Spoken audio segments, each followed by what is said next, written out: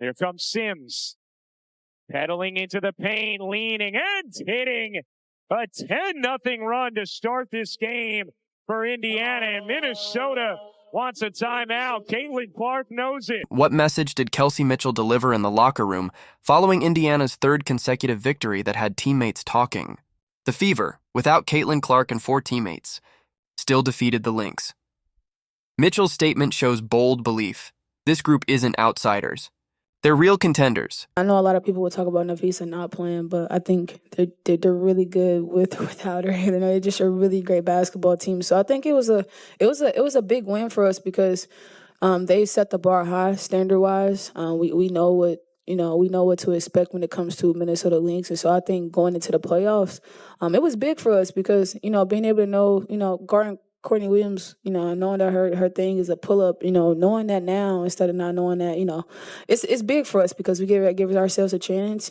And if they are the standard, we get to see where we are. How can a roster missing 5 crucial players string together 3 consecutive wins over top opponents? That's precisely what the Indiana Fever achieved. Counted out earlier, they shocked the league.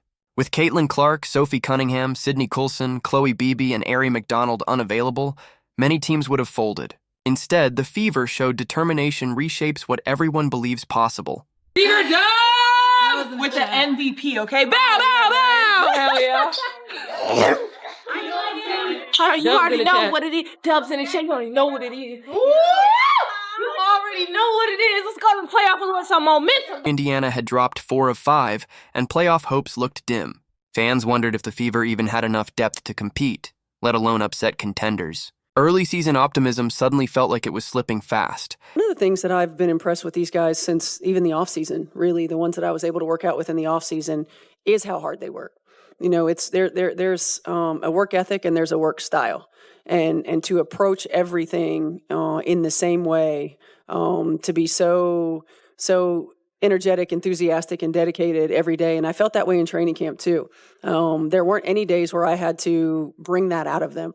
So I think it's the nature of the women that we brought into this organization to continue to just bust their butts and play hard. The Fever wouldn't fold, reinventing themselves mid-season.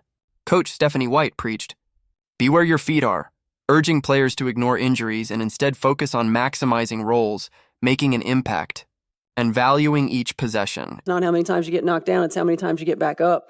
And, these are things that you have to go through.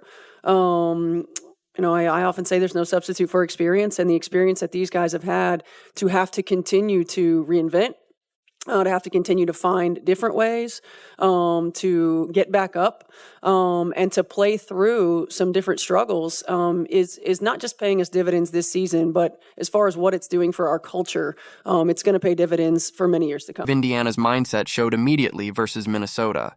The Fever stormed to a 10-0 lead, setting a blistering pace that stunned the Lynx. Shots fell, defense tightened, and suddenly, injuries no longer controlled their narrative. Veterans fought for rebounds, reserves dove on the court, everyone committed to outworking their opponent each trip. It wasn't flawless, but it was unyielding. That triumph not only gave Indiana its first winning record since 2015, it also proved toughness had become their signature. The team's reaction, not its obstacles, defined the moment. And driving it all was Kelsey Mitchell, whose remarkable season is transforming the direction of Indiana basketball.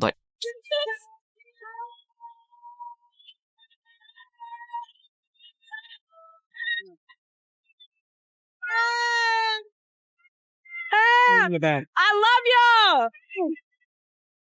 Without Caitlin Clark, the pressing question became who could rise to keep the Fever fighting. It wasn't only production, it was leadership, urgency, and poise. Facing Minnesota, Indiana showed depth truly counts. Even lacking Clark and Cunningham's range, the Fever excelled, relying on adaptability rather than faltering.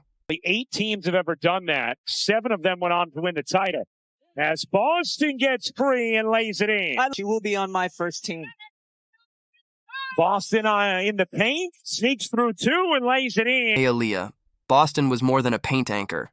She orchestrated offense like a guard, controlled the boards, and drew doubles that freed lanes, generating opportunities and elevating teammates simply through her commanding presence. Here's Boston off the steal. coast to coast, and in for two. Here comes Sims. A little hop. She took it inside the arc. Boston able to finish. Looked like she was getting hugged, but was persistent. Odyssey Sims showed she still had more to give, dropping 15 off the bench. Afterward, she called it a reset, saying, "New season begins Sunday." Williams. Turner finds the cutter. Sims using the window on a really nice pass. That quote reflected Indiana's mentality perfectly. Sims stabilized the backcourt, managed possessions, and turned into a creator Minnesota couldn't contain. Her influence highlighted focus and toughness. Then Aerial Powers took over, burying consecutive threes that crushed the Lynx's rhythm and completely transformed the game's momentum. Playing in her 8th game with the Fever in their ever-expanding roster because of their injuries. Williams went for the steal. Powers sticks the jumper from 3. That was the clear side of the floor, and Natisha Heidemann read the defense beautifully. Howard, good position on the interior. Draws 2, kicks it out. Powers, you bet. Back-to-back threes from Aerial Powers. Caitlin Clark, euphoric on the bench. Powers' pair of clutch threes were killers, timely, bold, and full of confidence, handing Indiana vital space in a tense stretch. Mitchell draws 2 defenders, races away. Hull steps inside and flips it in. Really patient. Odyssey Sims with 13, Kelsey Mitchell with 12, Jessica Shepard with 12, Alana Smith with 11. Here's Hull, another. Kelsey Mitchell. Lexi Hull proved she's much more than a role player, defending across positions, battling larger forwards, and adding offense without set calls. Her adaptability and defensive grit establish her as essential to Indiana's continued success. Tonight for Indiana, but then Bolton gives it right back, and Howard cashes in. To perform like this, but they have 5 different players almost at all times who can bring the ball up the floor. Usually 4 or 5 who are adept at making shots from deep. I mean, you just saw a big there creating her own look as well from Natasha Howard. Career high in terms of her field goal percentage, and you see her here, the little spin to the middle. That's a tough shot. Natasha Howard stabilized the front court with strong shooting, rugged rebounding, and balance that eased Boston's burden. Her work on the glass and spacing steadied Indiana, crucial with shortened rotations. The numbers highlighted it, 5 players finishing in double digits. That depth showed they're greater than 1 star. Even sidelined, Caitlin Clark lifted the energy from the bench, proving this group's strength comes from thriving collectively.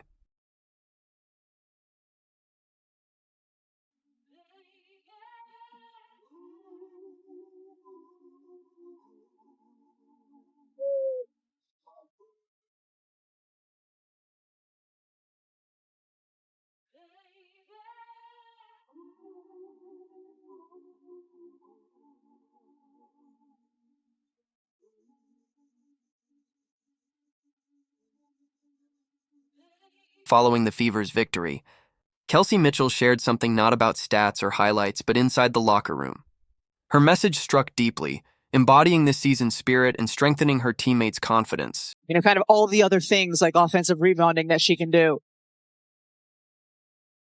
Knocked away, Boston comes up with a steal. Here is Mitchell veering through the paint and lays it in. She's so quick, and especially when she gets out in the open floor, you'll see her coming down. The quick left to right crossover just gets by. I thought she was sprinting. I didn't think she was lumbering. It was a lumber sprint. Up for the big girl. Mitchell like a blur. Kelsey Mitchell isn't simply enjoying a standout season. She's crafting history. Scoring more than 20 points per game, she's producing the finest offensive year in Fever history. Her scoring punch is shattering records and pushing Indiana toward its first winning campaign since 2015. Kelsey, how much pride do you take in the fact that you started in every game now for 2 straight years, and on top of that, you're now the points per game leader in franchise history?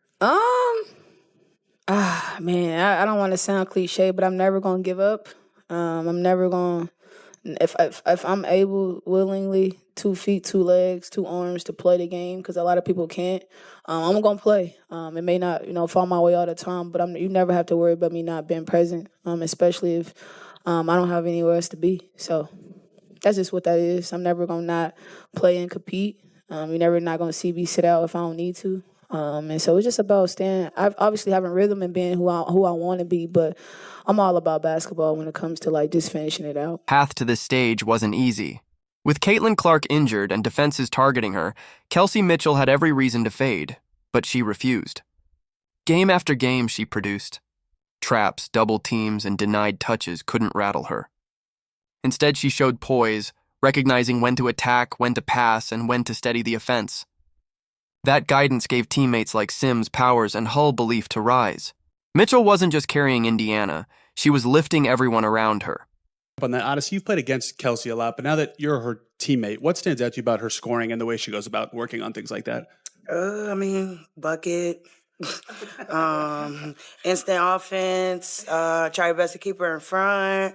Trap, that doesn't work. Hard hedge doesn't work.